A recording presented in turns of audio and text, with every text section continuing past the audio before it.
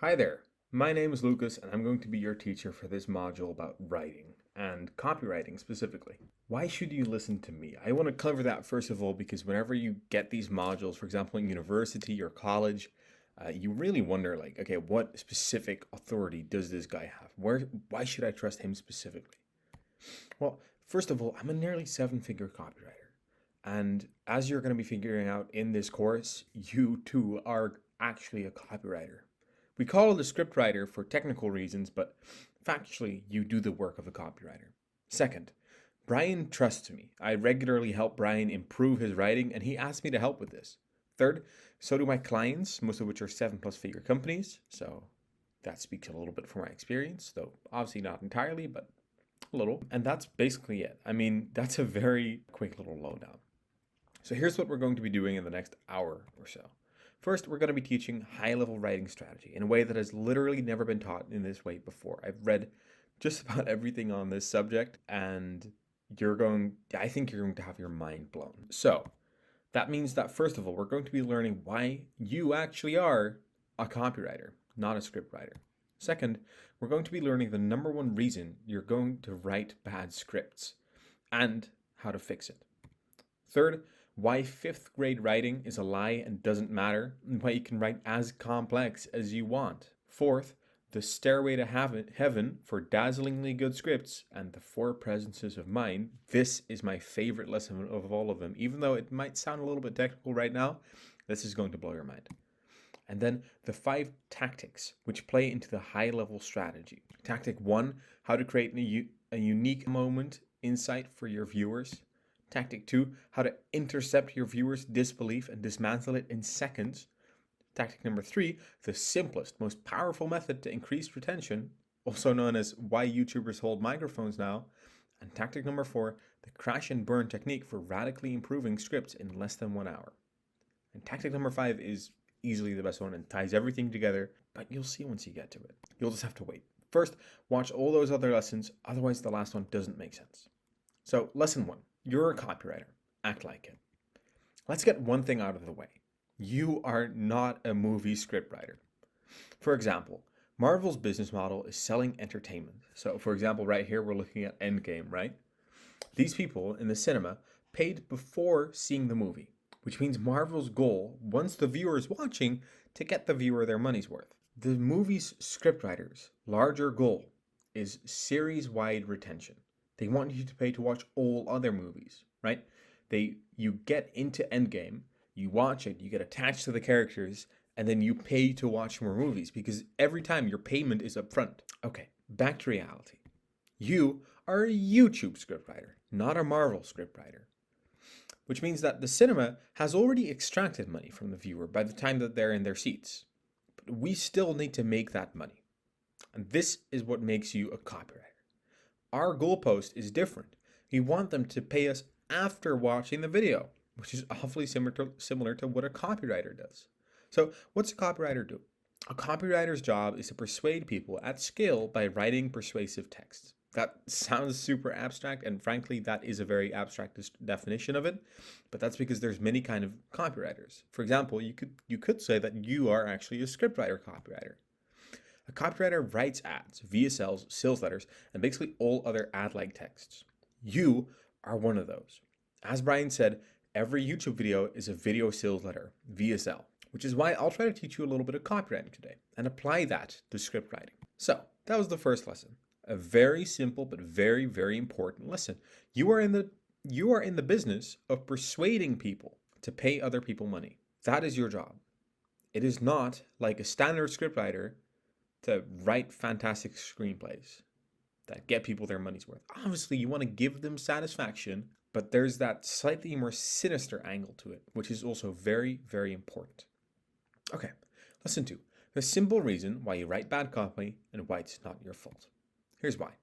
You ready to hear this? Okay, here we go. Writing is fucking hard.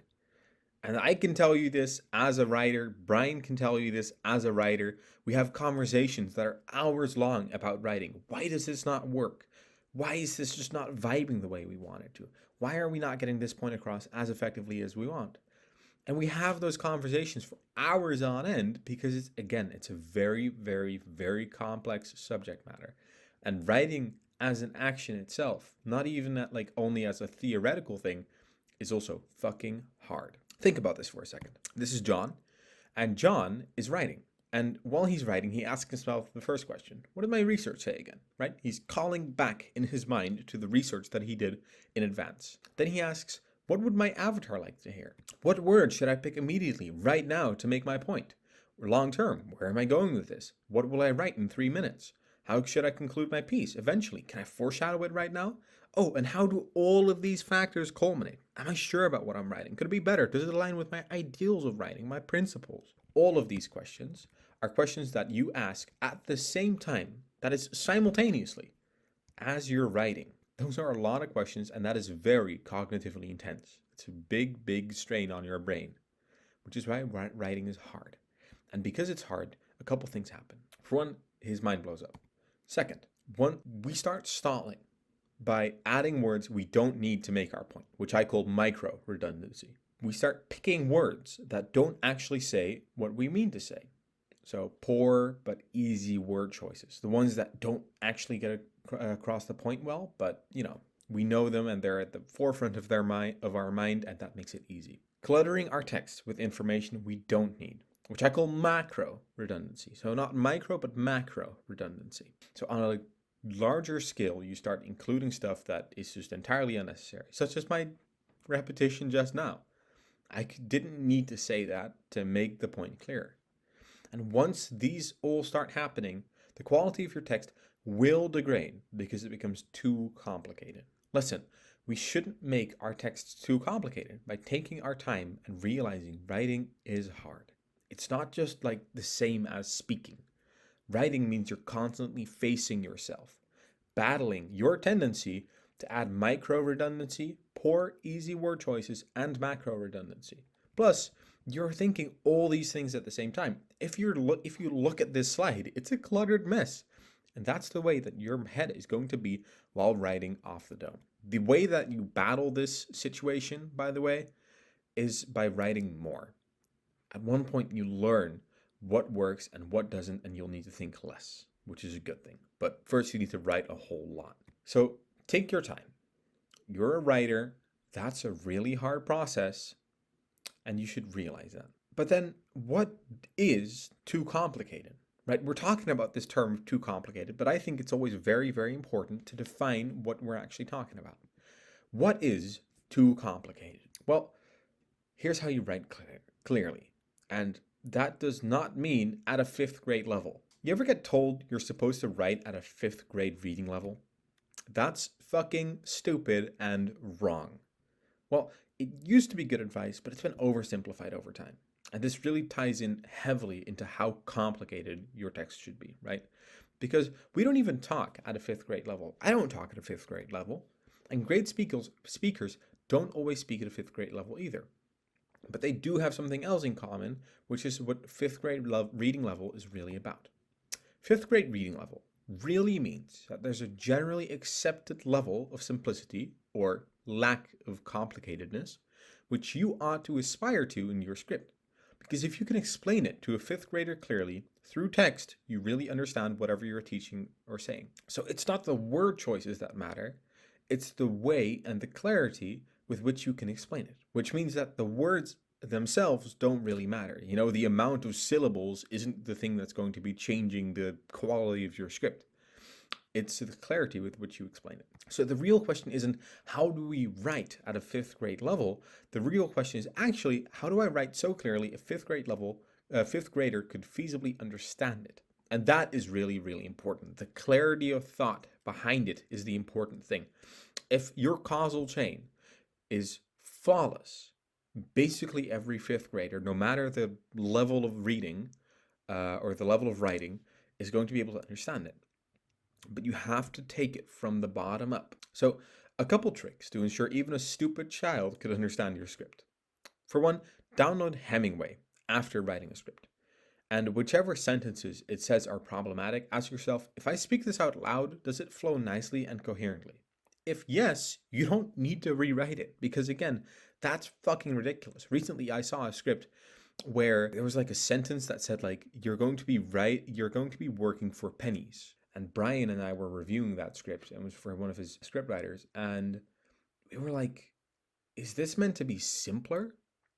There's no way this is meant to be simpler, but it was. And that's, I think, a very typical mistake that people make when they hear, I have to write at a fifth grade level, because then you think, well, okay, I'm basically speaking to fifth graders. No, you're speaking to someone who is at a fifth grade level of understanding the world, which is very different. Not at a fifth grade level of vocabulary. So saying you're going to be working for pennies sounds stupid, and it is stupid. And that kind of is why I say, if I speak this out loud, does it flow nicely and coherently? Because you're writing a script, right? People are going to be speaking it out loud. So if it doesn't flow nicely and coherently, for example, you're going to be working for pennies, that doesn't sound nice, you should rewrite. For example, the word incoherent might become the word unclear because it might not fit nicely in the flow of the sentence. You can also split sentences up more than you usually think. Usually it just takes a period placed in the right place and an and. So imagine if the sentence was, you can split up sentences more than you'd think because it just takes a period placed in the right place and an and. That's a long, confusing sentence now. And all you needed to do there was take out the because and add a period. You see what I did there? Take a little second to pause there. You can split sentences up more than you'd think, period. Here it's, you can split sentences up more than you think because usually, and then you continue your thought. Periods are there to give you some space and to give the reader and the listener some space. That's a very important principle. They're not really there to make things more coherent. I mean, this isn't less coherent. It's just that it's so fast and we only stop at a period that it helps to help your listener and your speaker stop in a timely manner, which is what we use periods for. You should always do these steps after you've written a script. I know it sounds basic, and I know that so far the lessons have been really basic. But if you don't do it, I guarantee your script will perform worse on YouTube, which is obviously not what you want, because it's just free gains that you can make very easily with a very rudimentary test. Okay, just one more lesson on good writing practice after this, and then we'll get to the juicy tactics. And this is my favorite. The stairway to heaven for dazzlingly good scripts. The 4 presences of mind. This is raw sauce. This is a concept that once you get it, it's going to change the way you write, because you should always be keeping this in mind. Okay, so remember this guy. His name's John, and John's got the basics down, and he knows which questions to ask. But, so for example, what did my research say? Or what would my avatar like to hear? What word should I pick immediately right now to make my point? Where long term, where am I going with this? How should I conclude my piece eventually? Can I foreshadow that part? And how do all these factors culminate? Am I sure about what I'm writing? Could it be better? Does it align with my ideals of writing? And again, right, his head explodes. And that's great. He knows that he has to ask those questions. Apologies. I just got a call from my girlfriend, and I had to pick that up real quick. But let's continue where we left off. So he knows to ask all these questions, and that's good, because that's a good basic level of awareness of, what you should be thinking about while you're writing. And this is technically, or actually often, it's what you learn in high school about, what you should ask yourself as you're writing. Like, oh, this is how you write a piece, and it somewhat helps you. And that's great. But still, his writing is still pretty terrible. And here's why that is. There are different levels to being a great writer. And understanding this will give you a step-by-step, understandable framework for taking your writing from meh to yeah. I call it the stairway to heaven, and it goes from level 1 to level 4. So level 1 is, I know what I'm talking about. So I'm going to be using this map analogy with this little character here on the left, and you're this little character on the left. And this is basically like, the lay of the land, right? You know how to explain this map, essentially. You know the raw information. At this level, you're like a math teacher that just gets math. While your class needs an actual intuitive explanation, but you're only thinking of yourself.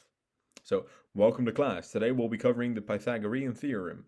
To open your textbooks at page 45. That's kind of what that's like. It's just someone who's blaring information at you. Level 2 is I know what I'm talking about and who I'm talking to. And that's really important. So at this point, you're like the little guy on the map. I promise this is going to start making sense soon. It seems so childish to explain it this way, but it's going to make so much sense, and it's such an important concept to grasp. So I hope this visual help is going to help. But for now, again, like as you can see, it's kind of like a no, it kind of says nothing, this graphic.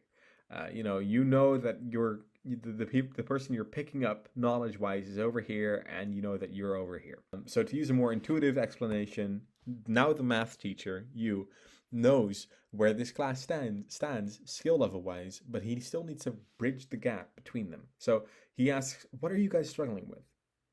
And the class responds, everything.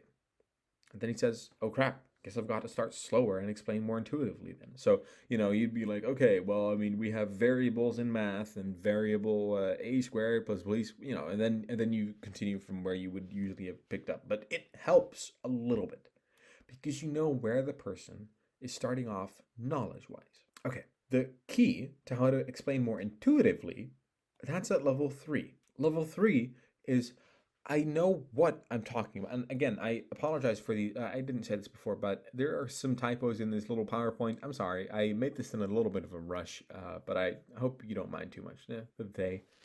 Okay. The key to how to explain more intuitively is level 3. I know what I'm talking about. So you know the lay of the land. I know who I'm talking to. So you know where the guy is standing on the lay of the land. And I know what happened in their minds 3 seconds before clicking this video. So it kind of means that you are now closer, speaking in the map analogy, you're closer to your prospect, you're closer to your listener. And that means that it's much, much easier to take them on a journey because you can acknowledge that knowledge of, hey, here's where you were 3 seconds before clicking on this video. So the next lesson, the math teacher is like, yo, guys, I know you don't like this, but it's really important because it has actual real life applications, and I know you find that important. So he gives topical, relevant examples to the class with a great hook and maybe even a story. And I use that word hook intentionally because it's like when you click on a YouTube video, you have certain expectations. And the better that your video, your script, hooks into those expectations, the more engaging and more intuitive everything that comes after is going to be. Because if you're like, I know that thumbnails, you click the thumbnail and you click the title, you're intrigued by the title, and the title might be how to never lose a client again. It might be a video about churn. And if you then immediately start with acknowledging the disbelief that title might have engaged in their mind, so you might be like, okay, I know that sounds unbelievable, but hear me out. And that's the first sentence you say. That is going to make surprising, intuitive sense to the listener, and they're immediately hooked. It's kind of like a double hook. Okay, level 4 is where it gets matrixy. Level 4 is meeting them at the intersection of their mind and your narrative and taking off from there, meeting again at each intersection. This sounds vague, I know, but that really is what writing is like, and this is the thing that everyone should strive for in their writing. This level 4, I've never heard anyone discuss this before, and this is why I say this is a new concept, and maybe it's a little hard to understand, so maybe it's worth watching this part of the lesson twice, or this part of this module twice. But this is really, really important. So to use the map analogy, here's where it finally starts making sense because everything is tied together and you know everything that came before. So at every point, you're like, okay, we have 3 ways to go. And we're going this way because you're talking to your avatar. Okay, so then you take this route. I know we can go either way here. Let's go left and I'll explain why. Okay, so you go left. I can see you're getting tired. Let's pause for a second and recap. So this is interactive writing. It's the stairway. You've reached heaven. This writing is interactive. It's engaging. And it knows where the reader is at any given time, making it like conversation. Conversational writing is ideal because knowing exactly where your reader most likely stands as you're writing is such an important, essential principle. And this kind of also ties into why 5th grade reading level writing is bullshit, because what really matters is that you're explaining intuitively on this level. Like genuinely, you should take a look at this map and you should remember it. You should print this out and you should think about this as you write, because this has so many examples of how to apply this principle. And no, this isn't a juicy tactic. It doesn't explain exactly how you do this. And that's very fucking hard. But a good way to explain it is that it's kind of like seeing through the matrix. You understand writing is a conversation between you and your reader. You're talking through the screen to your reader. And you understand that they have questions that are coming up, bubbling up as you're speaking. And sometimes, those questions are objections and you need to acknowledge them immediately. Just like here on the map, we say we have 3 ways we could go. You acknowledge that the reader sees that. We're going this way because and you give them a reason that is relevant to them. I know we can go either way here. So again, you're kind of seeing through the matrix there. Let's go left and I'll explain why. So again, that's a very, very important principle, that you understand that they understand you can go either left or right. And you acknowledge that skepticism if it is there, and if it is reasonably there in your avatar, and you run with it to multiply the value of your point, as opposed to letting it deduct points from you slowly. Yeah. So you kind of acknowledge what they know is the meta, or what they already understand, or what they might have as a misconception. That is level 4. It is combining level 1, 2, and 3 into a matrix-like understanding of where they're at when they're listening to you. Okay, important part there again is conversation, which again confirms, okay, I already said this. And you should keep the interactivity in mind. So a great overly explicit example of this is The Courage to Be Disliked. It's a book where a guy goes to a philosopher, and basically the entire book is a conversation between them. It literally is like it's like a script, right? It literally is written like a script. It's like person A says, but isn't this weird? And then philosopher says, no, actually, it's not weird. And this is such a great book because The Courage to Be Disliked perfectly catches that idea of what pops up in your mind is exactly what the reader, which is you, it's person A, is thinking, and then it asks that question explicitly, and it does so in a way that constructs a very, very strong narrative. And it's an amazing example of knowing exactly where your reader is at mentally. You should keep that in mind as you're reading it. I highly recommend you read it, because obviously a big, big part being a great writer is being a great reader. Okay, lesson 4, juicy tactic number 1. And I know that at the beginning I said a number of other tactics, but I actually ended up reducing the number of tactics to only 3. And it starts with unique plus insights. Okay, back to Brian about ranting about his scriptwriter. I actually didn't say anything about this before, so this looks weird now. But Brian and I were having a conversation where he was like, okay, I just got delivered this script by my scriptwriter, who shall remain unnamed, and it's so not good, and it was so frustrating, and I had no idea how to explain it. Can you help me figure out what's going wrong here? And I talked to him for like 1.5 hours, and he ended up hiring me to do this module because he was like, dude, please take care of this for me. I have to have this issue fixed. And basically one of his big gripes was that he said, there's no unique insights. He was so frustrated with that. And while including unique insights in your writing may seem like common sense, it's surprisingly not common sense. It's way harder than you'd imagine. So a couple simple reminders. Don't just say what they see. Say what there's to be learned about what they're seeing, which is extract the lesson. So speak the benefit of the benefit. It's waterproof, which would mean that you can go diving with it, which is a very simple extracting the lesson. Or number 2, benefits of benefits. So this is a good product because it's cheap. And then you might say, instead, this one will sell like hotcakes. This sounds so rudimentary, but surprisingly, it's actually not. And this is kind of what it means to be in that intersection and to acknowledge exactly what your reader already knows. This is a good product because it's cheap. It's like, okay, I could see that. You showed me a screenshot of the product. You probably had like a screenshot of the product on screen and you saw that it was like $5 and you saw that, right? Because that's what you're looking for if you're looking at a video about drop shipping. If you say this one will sell like hotcakes, and then perhaps you give a reason why, right?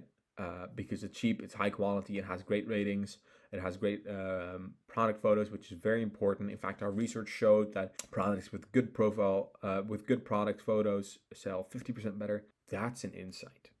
And that's valuable. At that point, you're like, okay, I have to write this down. I have to write this down. So unique insights, very important. Benefits of benefits and speaking the benefit of the benefit. That's juicy tactic number one. It's really, really quick. I know that it's a really quick little juicy tactic, but it's really juicy.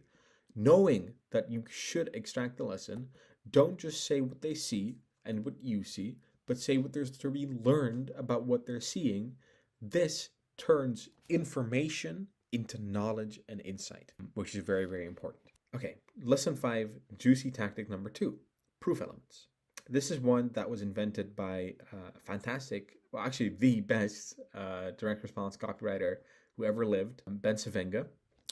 And he invented this concept of proof elements. So I've literally taken this from him. I call it proof points, but that's the only addition I've made to this. The idea here is that you're talking to a person, and in order for them to listen to you, you need to have some plausibility that they believe in, that means that they're willing to listen to you and be inspired by you because they know that you're not bullshitting. It's kind of like Bernie Madoff, when he had like the biggest pyramid scheme ever, and then maybe he talks about how to achieve financial freedom after the court ruled that he was guilty of massive fraud.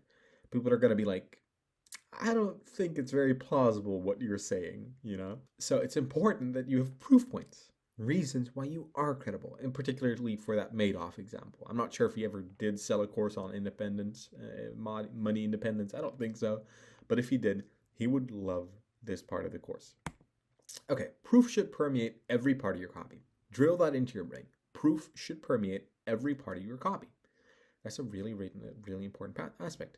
So to help you on your way with that, I made a list of all the proof elements of at least a couple proof elements that I use. And they're much, much more. There's many more of them than just the ones that are like, you can, just use numbers in specifics. I mean, yes, that's a part of it, but not even close to all of it. For one, demonstrations. For example, when the elevator was invented, there was one big problem, which was that elevators would often, like the rope that would pull the elevator up, right? They work with like a rope pulley system. It would break very often. And that's not good because people would hear of these things breaking and they were terrified to get into the elevator. So what was the solution? Well, there was this guy who invented a system that whenever one of those ropes would snap, the elevator would fall, but it would fall only like a couple inches and then it would immediately stop. So it would be safe. This made elevators safe, but no one believed him because he said, well, look at this, right? It's a good mechanism. It's made out of, stainless steel. Look at my physics calculations. It's able to carry that load. No one believed him. And for years, no one believed it and no one listened until he was at his wit's end. And what he did is in London Square, I'm not exactly sure where, I wrote about this at one point on my Twitter, he did a live demonstration. He had his assistant. He was in the elevator and he gathered a crowd.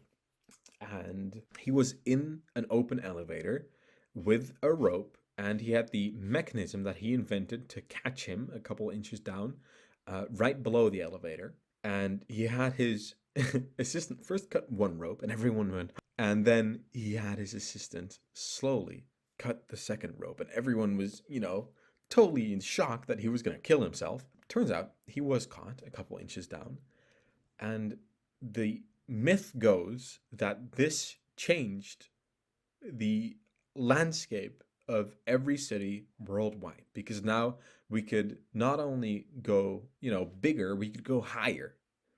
And that really changed the world. So a demonstration is a very powerful way to prove your point. Second, a creative guarantee. So for example, Domino's has this guarantee, which is delivered in 30 minutes or your money back, I think. And that was really the thing that launched them into popularity because they were able to put an infrastructure in place that guaranteed like hot steaming pizza in 30 minutes or you got your money back. It's a great way to let your copy permeate proof. Also because it can be pretty comical, right? Third, why is your take better?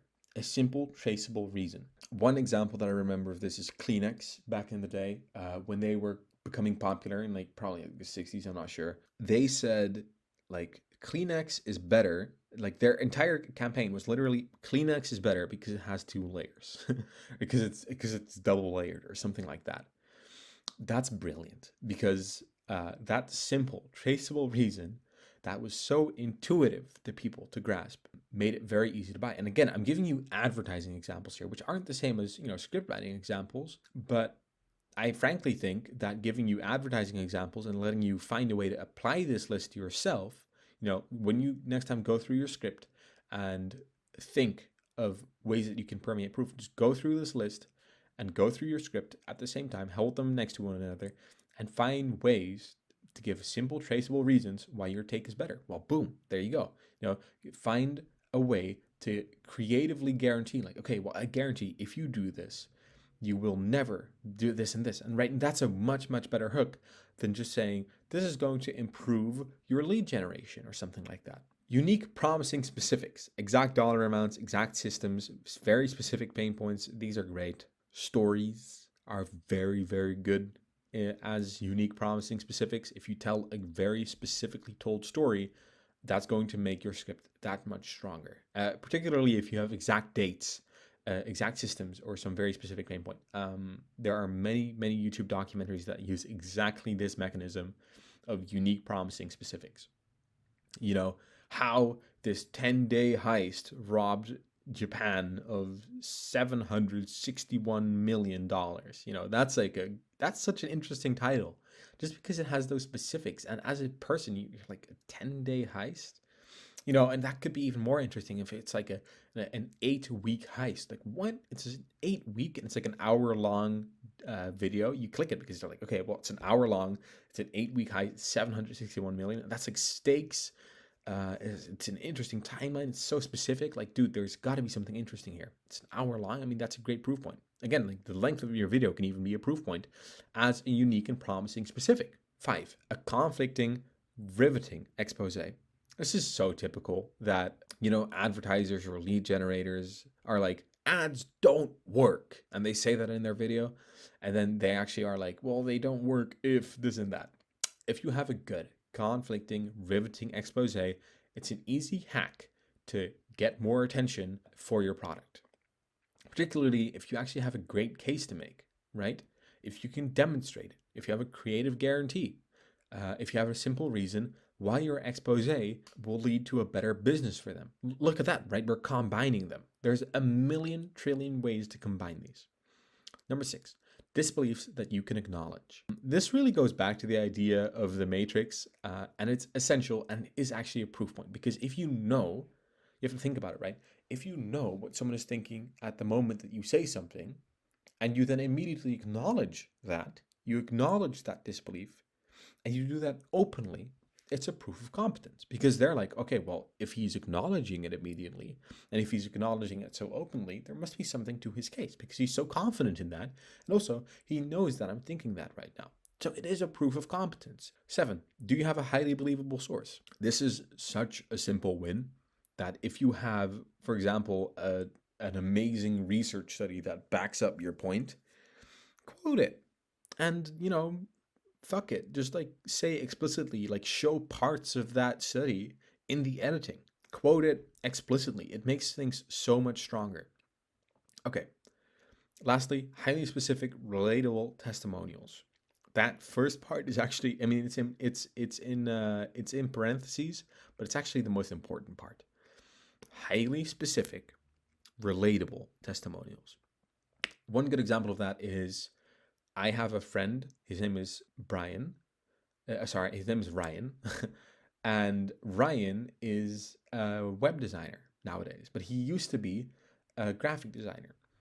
And for years, for like 5 years, he didn't make any money online. And then we got on like a 1-hour call, and he literally sent me a message after that. Like, dude, that 1-hour call is the most profitable 1 hour I've ever spent with anyone ever.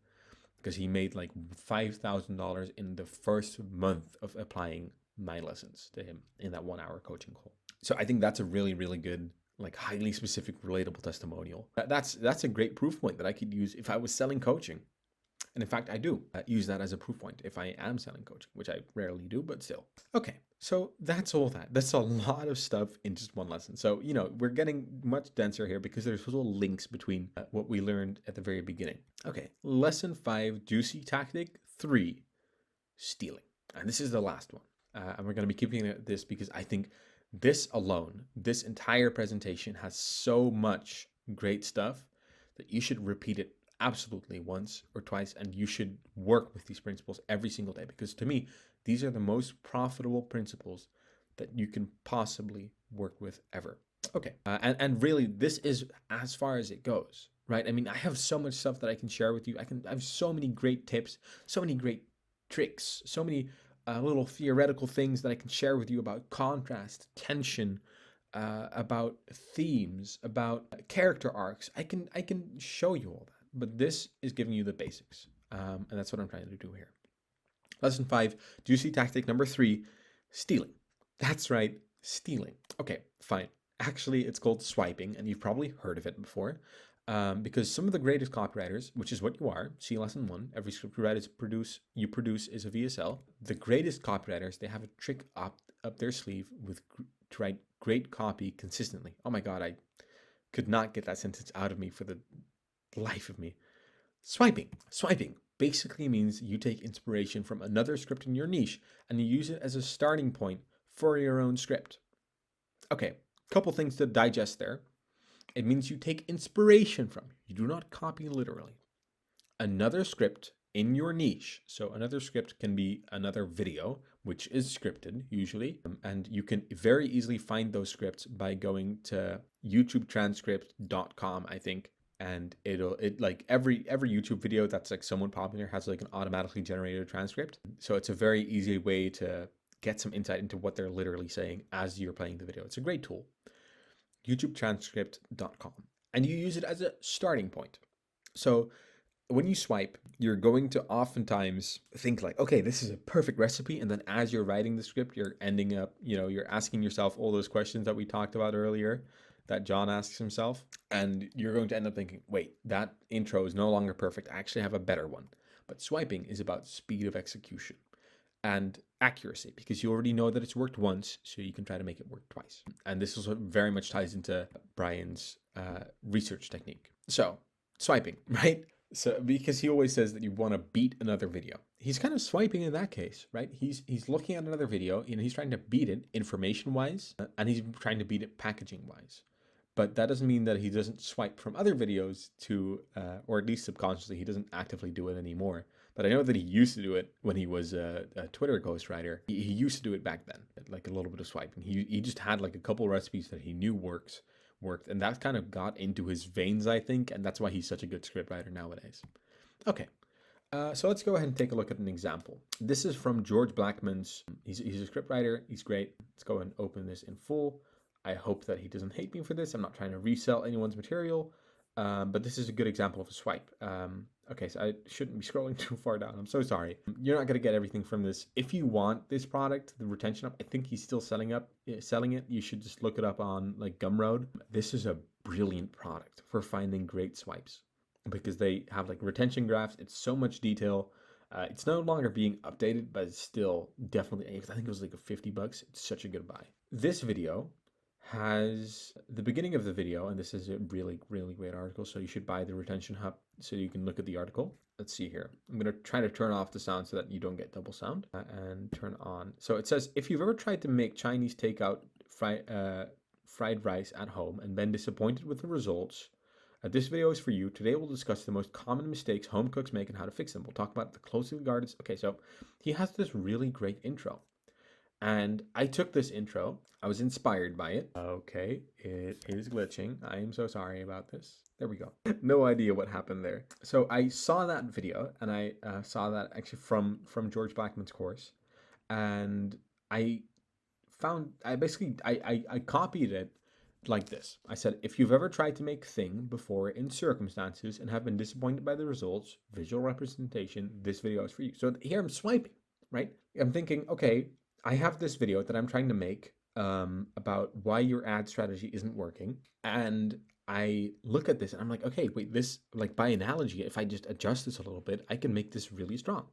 So I look into it. I try to figure out what makes this hook so good. Today we'll discuss the most common mistakes target audience make and how to fix them. Tease 1 audio hook plus visual backup angle. We'll talk about the closely guarded secret that is used exclusively by all the best target audience, who are their aspirational target audience. We'll learn about all the tops. So this is what swiping is. And by the end of this video, you will be, so this is a great recipe which you can use as a starting off point, a jumping off point, which is brilliant. It makes your life so much easier once you know how to swipe effectively. But there are a couple side notes that are very, very important for you to understand. 1, this works great only if you know the niche. Competing videos. So niches means like the competing videos here of the video you're swiping. Because, if you're swiping a video from the cooking community and then I'm using it in the paid ads community, people are going to be, if this is such an unusual hook for that and maybe just doesn't resonate with the niche, with like the people, with the target audience usually watching the niche of videos, that target audience is going to be put off. So you have to know the niche, know the audience, and know the function of the hook. Because this one, for example, like this one right here, is very strong on objections, right? So, and it's very, very strong on that. And you have to know all of these if you want to swipe something. So you have to know the niche, the competing videos, you have to know your viewers, if they're going to vibe with it, and you have to know the function. So if this is actually useful for the purpose of the VSL, the YouTube video VSL that you were writing. So this one is strong on objections for a low awareness audience, for example. I have to know that because if I am writing, for a high awareness audience with low amounts of objections, this is not going to work, right? Because this one is strong on objections for a low awareness audience. So that's like the opposite of what I'm trying to do here. Okay, let's take another example of swiping. Creator hooks is like a $30 a month subscription, and it has this system of grading. This is from the old creator hooks, grading hooks, right? So like here's the title of this video, Bronny James finally did it. And then this is the thumbnail. And it has this score, 22,000, 19,000, 18,000, 16,000. So you go on here. This is a great place to find swipes because it has all this stuff and it has all these formulas. This is great for swiping, but you have to realize the caveat there, which is this. The first one would work terribly in a business market. Authority figure finally did it. It's just not the kind of thing that a business market would vibe with. I can already tell. How I achieved goal on my own, 5 practical tips. This is not a good hook to use for done for you offers. It's maybe good for coaching offers, but not good for done for you offers. And again, you're writing a VSL, right? You're trying to extract an action from the person. So you have to think about all this stuff. So problem, 4 common mistakes to avoid. This might be too general for higher awareness audiences. So for example, this one says food sticking to stainless steel pans, 4 common mistakes to avoid. It's like, for this specifically, it's good, but this might be too general of a hook. And the last one, I remade entity in similar but different entity. I saw a video that was like, I made graphic design in 5 programs not meant for graphic design. That's like a great example, but it's entertainment. It's good for gaming-like videos, but again, for business things, this is terrible. So with swiping, you have to be very aware of these 3 things: niche, audience, and function. Very, very important for swiping, but it can be a super useful tool. If you want to swipe, always make sure you're first operating on level 4 of the stairway of heaven of writing. This is a good rule of thumb. So you have to be kind of in that matrix sphere. I'm going to go all the way back. Here we go. Meeting them at the intersection of their mind and your narrative and taking off from there. So you have to be very well researched in order to swipe very effectively. And you have to know, again, those 3 important parts of the recipe: niche, audience, function. Niche, audience, function. Drill that in your head for swiping. Okay, this was my theoretical outline of writing. This was over 100 swipes, over 100 slides. I hope you really enjoyed it. I'm going to be editing this together now for you. And yeah, good luck with your writing adventure, whoever's listening to this.